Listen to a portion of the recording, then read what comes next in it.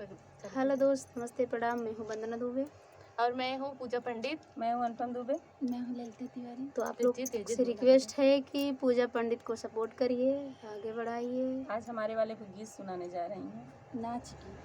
नाच गीत वो भी चुटकुला धमाकेदार, धमाल मचा देगा। अगर सुनेंगे आप लोग तो धमाल मच जाएगा। भौजाई है ये बैठे ननद भौजाई का गीत गीतियों बनी ना हम सबकर बेटी है मैं बताई भाई है हुआ और हम सबकर भाभी है ने सबकर ननद है। मामी हुआ है नहीं ये तो ना बतावा कारण है तो मने वो सुनता रहे।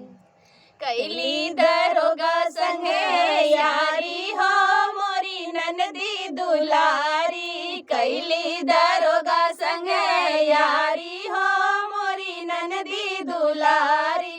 पहिला मिलन नंदी बागों में गईली, पहिला मिलन नंदी बागों में गईली। 5 रुपया एगो साड़ी हो मोरी ननदी दुलारी, 5 रुपया एगो साड़ी हो मोरी ननदी दुलारी। कैली दरोगा संगे यारी हो मोरी ननदी दुलारी। वहीं रे दरोगवा के बदली होई गए, वहीं रे दरोगवा के बदली होई गए। पड़ गईली ननदी बीमारी हो मोरी ननदी दुलारी, पड़ गईली ननदी बीमारी हो मोरी ननदी दुलारी। कैली दरोगा संगे यारी हो मोरी ननदी दुलारी। आयस हो बैदा पलंग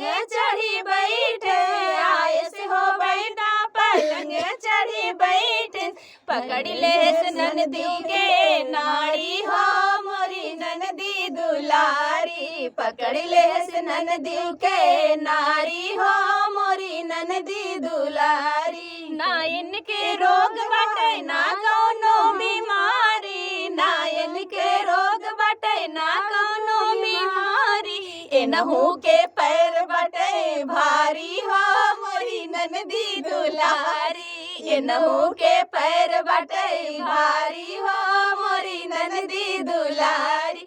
कैली दरोगा संगे यारी हो मोरी ननदी दुलारी, कैली दरोगा संगे यारी हो मोरी ननदी दुलारी।